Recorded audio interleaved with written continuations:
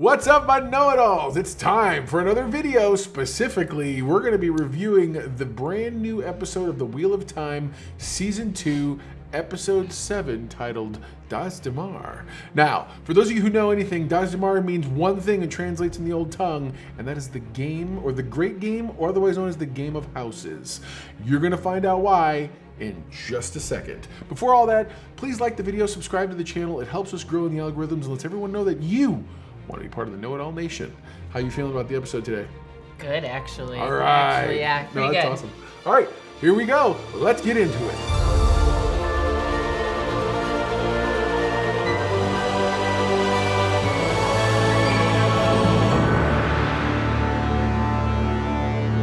Okay, so again, I'm not doing too many big, deep, dark recaps.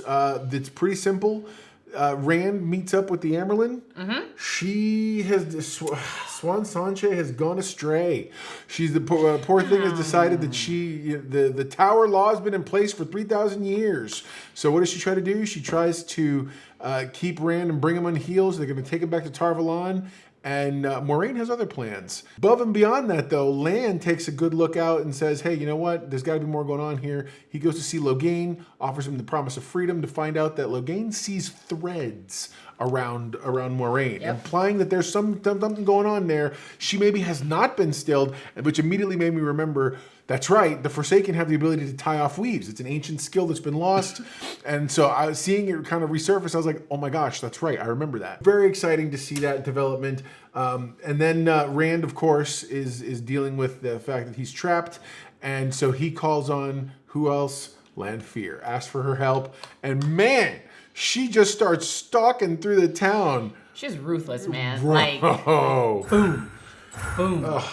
She's such a beast. The same way she popped that dude's head episodes back. Yeah. She's just like flicking fire left and right, just blowing things up. No, she's amazing. She's amazing. And then of course we get a quick touch base with Perrin and Aviendha, who have met up with a couple of her other sisters who had traveled with them. Somebody had died as a result of Aviendha's problems, so she had to. I want to get this right. She technically had tow, but she was able to pay back her G, which was different than the toe. And so they just beat the hell out of her, which is, Mrs. Know-It-All was like, what's going on? And I said, trust me, they're going to explain. So, yeah, no. I thought maybe I missed something. Like, what did I miss? And nothing. We also get an interesting scene on the heels of last week where we had Egwene was just come to terms with who and what she is now currently, and then they take her out in the field. What? And she like is an atomic bomb. Bro, they literally take her out to Los Alamos. Yeah, man, and I love the fact that Rennie explains to her. She's like, "Oh yeah, this is a test we do. It's not very difficult to do, but it gauges your power." And she literally, and they're like, "Don't worry if you don't do that good a job or whatever." She literally knocks them back on their asses. She knocks them. It's amazing to see, and it just goes to show how powerful she is. Yeah. Meanwhile, Elayne and Nynaeve are trying to track down anything they can. They decide, Elaine's like, hey, you know what? Where's your friend Loal? They let him go walk around free. We're going to go find him. Let's just be for real. Elayne put Nynaeve in her place. This time you listen to me and do exactly as I say. Ooh. Elayne's like, totally we tried it your way, and it didn't my work, so shush, we're going to do it my way now. Yeah, man. No, for real. And Nynaeve you could tell Nynaeve's like, she swallowed something bitter. She's like, fine, whatever. And she does. It's great. And so again, you have these little touch points, and then of course Matt has this major experience with Ishamael that he's given this funky tea that is we spill tea. No, and this tea is literally supposed to show him who his true self is. Now, I for a second was concerned that it was going to be that they were sort of confusing some storylines, because later on, shortly after Matt blows the horn, which is going to happen, if not. I don't know, man. I'm getting less and less sure that it's going to happen at the end of the season. I'm hoping it does, but it may very well happen at the beginning of next season, or they may set it up. I don't know, but we'll see. But anyways, in the original story, though, after that event, he begins to understand and remember past lives. So I thought maybe that was going to be something like that. it really just turned out it was Ishamael trying to get into his head and actually succeeding somehow to get into his head and get under his skin. So that's the last you see of those touch points. And then we get back to the Rand storyline. And the Rand storyline is pretty simple. Viren Sedai is helping him break out. Lan wants to tell Moiraine about what's going on. He gets Rand to help because these weaves tied by a man. He gets Rand to help.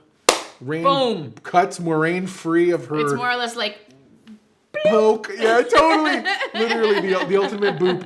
And she literally, she's like, oh, it's almost orgasmic because she can touch the source again. So, I would imagine it's like being completely like refreshed, that just this like life almost breathed back into 100%. her. It's almost exactly how they describe it. Really? You feel like it's like you feel life all around you, and it's this. Yeah, it's amazing. And so that's why it's so easy to get burned out, because you want to absorb all that so you feel more of it. Mm-hmm. So in the end, Lanfear shows up. Amyrlin shows up first, and she real quick ties off Rand, shields him, and she's telling. And then she uses Moraine's oath against her. Every Aes Sedai takes 3 oaths. One of them is that they will obey the Amyrlin, and so she literally commands her to close the Waygate, and she does the thing. The expression that Moiraine has is one that akin to what I would imagine someone who is violated feels, and on any level. It doesn't have to just be, an essay level or something along those lines. Just a violation of trust, of identity, of any of those things, and it literally, the look she gives her is like, how dare you?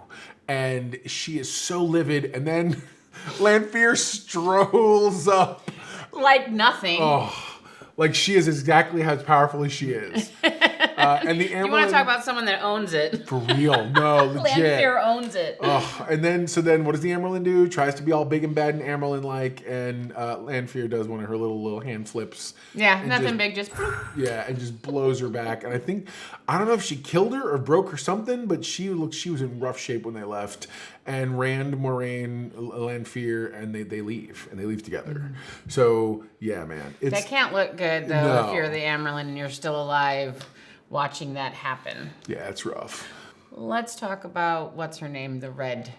Oh, Liandrin. Liandrin. Oh, she's so dirty. See, and I wanted to call her Lanfear, and I knew that wasn't right, but it might as well have been. No, totally. But we get this really awesome reveal in that moment. Yes. Go ahead and tell him. Moraine's nephew. Slimy punk. He's a dark friend. Bro. Breaks my, and that probably is in the book. So those of you who are like, oh yeah, it's totally a thing. It probably is, and I may have forgotten. But I was just blown away because I don't know, he had me so fooled, and to see him be so cheap. Dude, how about how his mom heard literally through the wall. Yeah, like man. A pipe down the wall, like that kind of. Oh, totally. No, for real. Awesome. And then what does she do? She gets everybody else in the house. She tells them all that, because the only way to get anybody in her favor right now is to let them all know he has sworn to the Dark One. He's a dark friend, which is immediately, and that's a death sentence. Anybody would not fall who isn't also a dark friend would. So she immediately has him on her side. They trick him into because he goes to kill his aunt or his mom rather, and they lock him up. And yeah, it's bad. It's real bad. Yeah. So that shocked me just a bit. No, for real. It's one of those things you're just like, wow. I don't know what Liandrin thought she was doing. I think she was just taking an opportunity because it wasn't her job to go kill Moiraine. No, it was probably, I would say opportunity because she's just vile. I was going to say, no, she is. I was going to say vile. Wicked and vile at the same time. Yeah, no, she's rough. She's bad. But yeah, man. So they've set us up for next week. Anything that kind of threw you off, or you pretty? Nothing really threw me off. Right. I mean, I really liked the way we checked in with everybody before next week. I mean, I felt like everybody is where they're supposed to be. They've set the stage, man. Oh, I almost forgot. There's 2 things we forgot. Okay, so the one that I remembered real quick was Nynaeve and Egwene and Elayne realize there's only one way they're going to be able to get near the kennels, and that's with having someone collared. And what do? She takes the collar and she shoves it on one of the Soldam. Anybody who knows anything immediately knows that's sort of the moment that I was talking about last week, which is a Sul'dam should not be able to wear a collar. That shouldn't be possible because it's only supposed to go on a Damane. So that should be the first sign of something having to do with what their real, what's really going on. Yeah. And so I'm just culturally or not. Yeah, no, for sure. Yeah. So I cannot wait to see what the end result is next week on that. What other thing did I forget? When Rena came into Egwene, man. and after washing her hands, Egwene looks her dead in the face and goes, "I will kill you. I will kill you." And I feel like she's smart enough to realize she just has to say it in a way that doesn't mean it like right now, like aggressively. Yes. So then the collar doesn't stop her or cause her pain. And I'm just like, oh yeah. But Rennie like runs out, like leaves in a huff. I feel like she's mad. Well, because she was in the middle of washing her pet and this whole thing, it's rough. Remember, that's what they are to them. So there you go. Now you know, and if knowing's half the battle, you're halfway to being a know-it-all yourself. What's an all index for this week? We both already discussed it. We both agree. It's very simple. It's an 8. 8.0 out of 10. That's the score, and I feel like it's well deserved. It isn't. There's in no way, shape, or form mean anything bad. No. I think they've done a fine job setting us up. But you did bring up a good point when we talked. You're expecting more. It felt like for a penultimate episode, it should have been a little more. Right. It wasn't bad. It was just should have been a little more. Like I said, I think what made me not want to give it an 8 was that it didn't feel like a penultimate episode. But it got the 8 for me because it led directly to what it wasn't just blah. It was just, it led us directly to where we need to be. Like I said, we checked in with everybody. Yeah, no, we're ready. So if you're ready, if you think, do you ever go comment below, tell me your guesses rather of what you think is going to happen. Because obviously they're not going page for page based on the books. They're pulling in some events from future books and some events even, because we saw a flashback from some of the ancillary works. So at the same time, what are your thoughts? What do you think we're going to get next week? Where do you think they're going to leave us on a cliffhanger? I personally do. My future outlook is they're going to leave us on a cliffhanger, and it's one of two things. Either we will get the horn blown and not see the result, or he'll get his hand on the horn and then they'll have him blow it next year, or we'll get it at the beginning of next season. Of next season. Yeah. But I believe we're going to hinge on that event. Yeah. What I don't believe is we're going to get the event and the end resolution all in one episode. I do not believe that. I think that would be a bad move on their part. I think so. Yeah, you'd be trying to shove too many things in one. And it's so funny. I'm actually really happy with the pacing at this point. I felt like the first season felt rushed because they were really trying to get to so much information. Right. A ton of events had to happen smooshed in, and they had to bring things from future books into that to make them relevant so the story could make sense. And then now we get to and I actually don't mind it. I like this season. I think this season has paced itself really nicely.